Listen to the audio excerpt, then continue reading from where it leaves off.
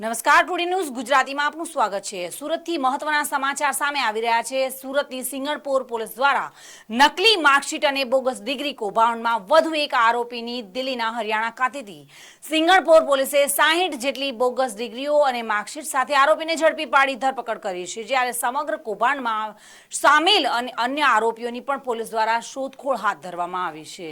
ઉલ્લેખનીય છે કે હમણાં સુધી કુલ 6 આરોપીઓની પોલીસ દ્વારા ધરપકડ કરવામાં આવી છે, જેમાં બોગસ ડિગ્રીનો ઉપયોગ કરનારા આરોપીઓનો પણ સમાવેશ થાય છે। સુરતના સિંગણપોર વિસ્તારમાંથી પોલીસ દ્વારા ઝડપી પાડવામાં આવેલા આંતરરાષ્ટ્રીય નકલી માર્કશીટ અને બોગસ ડિગ્રી ધરાવતા કૌભાંડ મામલે વધુ એક આરોપીઓની પોલીસે દિલ્હીના હરિયાણા ખાતેથી ધરપકડ કરી છે। સુરત ડીસીપી પિનાકિન પરમારના જણાવ્યા અનુસાર 21 માર્ચના રોજ સુરત સિંગણપોર પોલીસ દ્વારા નકલી માર્કશીટ અને બોગસ ડિગ્રી બનાવવાના રાષ્ટ્રવ્યાપી કૌભાંડનો પર્દાફાશ કરી નિલેશ સાવલિયા નામના શખ્સની ધરપકડ કરવામાં આવી હતી। જે આરોપી પાસેથી લેપટોપ, કોમ્પ્યુટર સહિત 137 અલગ અલગ રાજ્યના શિક્ષણ બોર્ડની નકલી માર્કશીટ અને જુદી જુદી યુનિવર્સિટીઓની બોગસ ડિગ્રીઓ કબજે કરવામાં આવી હતી। જે આરોપીની પૂછપરછમાં ફરિયાદ બાદ મનોજ કુમાર નામના શખ્સ સામે આવ્યું હતું। સમગ્ર કૌભાંડ રાષ્ટ્રવ્યાપી હોય સિંગણપોર પોલીસ દ્વારા જુદી જુદી ટીમો બનાવી તપાસનો ધમધમાટ શરૂ કરવામાં આવ્યો છે।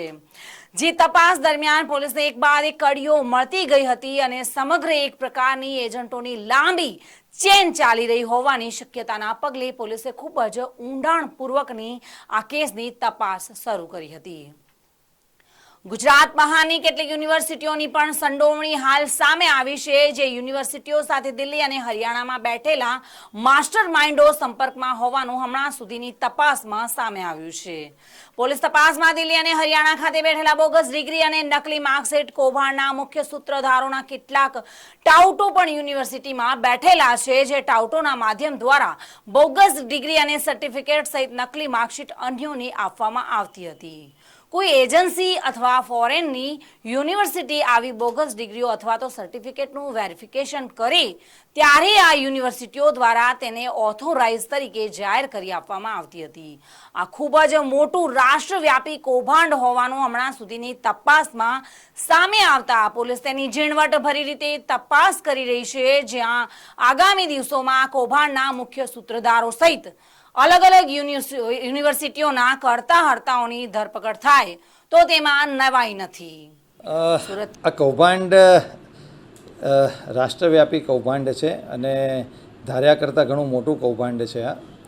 આની અંદર સમજીએ તો કોઈ પણ વ્યક્તિને ફોરેન જવું હોય અથવા કોઈ સરકારી નોકરી લેવી હોય અથવા કોઈ નોકરીની અંદર કોઈ ડોક્યુમેન્ટની જરૂર હોય તો તે લોકો નોર્મલી કોઈ એજન્ટનો કોન્ટેક્ટ કરતા હોય છે। આપ જાણો છો તેમ ફોરેન જવા માટે ઘણા બધા એજન્ટ્સ લોકો પોતાની ઓફિસ ખોલીને બેસતા હોય છે। તો સૌથી પહેલાં આ એક પહેલું સ્ટેજ છે કે જેમાં જેને ડોક્યુમેન્ટની જરૂર હોય તેઓ આવા એજન્ટનો કોન્ટેક્ટ કરતા હોય છે અને એજન્ટને જ્યારે ખ્યાલ આવે કે અમને કોઈ ડોક્યુમેન્ટની જરૂર છે તો એ બીજા સ્ટેજમાં અન્ય એક એજન્ટ પાસે મોકલતા હોય છે।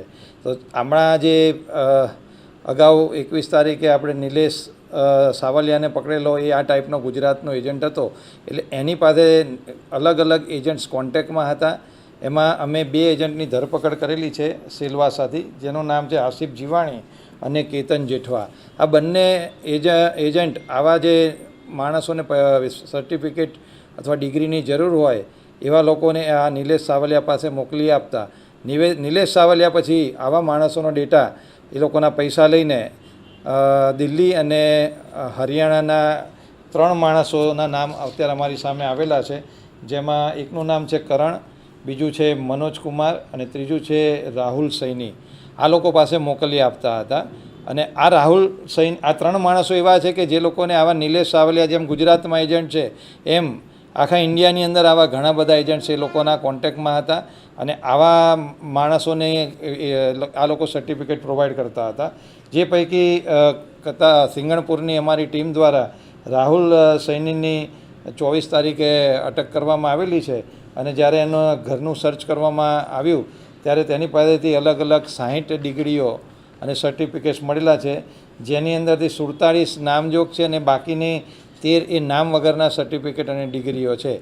એટલે રાહુલ સૈનીને અટક કરીને એના 1 તારીખ સુધીના પોલીસ કસ્ટડી રિમાન્ડ મેળવવામાં આવેલા છે અને એની પૂછપરછ કરતાં આગળ પણ નવા તાર ઓપન થાય છે, જેની અંદર દિલ્હીના અને હરિયાણાના અમુક ઈસમો છે જે લોકો આવા ફેક સર્ટિફિકેટનો ધંધો વર્ષોથી કરી રહ્યા છે અને આ લોકો દ્વારા ભારતમાં ઘણા બધા લોકોને આવા ફેક સર્ટિફિકેટો આપવામાં આવેલા છે. તો આ તપાસનો વિષય છે અને જો યુનિવર્સિટીનો ઇન્વોલ્વમેન્ટ હોય તો ઘણી વખત એ ડિગ્રી સાચી પણ લાગે, કારણ કે યુનિવર્સિટી એનું ઓથેન્ટિકેટ કરતી હોય છે. તો અમુક સ્ટેજે એવું ધ્યાનમાં આવે છે, ગુજરાત બહારની અમુક યુનિવર્સિટીઓ અત્યારે મારા પ્રાથમિક તપાસમાં એવું ધ્યાનમાં આવેલું છે કે યુનિવર્સિટીની અંદર અમુક માણસ. સુરતથી સુનિલ સાથે bureau report, today Gujarati news.